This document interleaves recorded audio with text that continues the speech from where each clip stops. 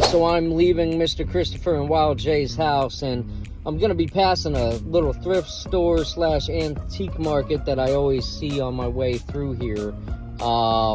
If they're open, I'm going to swing in and check it out. I've always kind of wondered about it.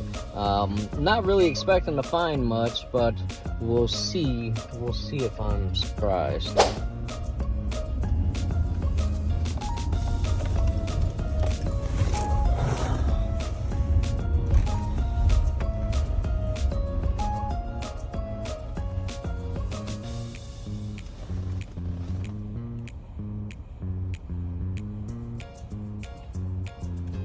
Well, I'm surprised to find out they don't open until noon.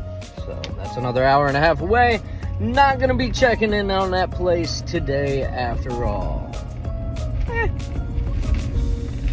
You win some, you lose some.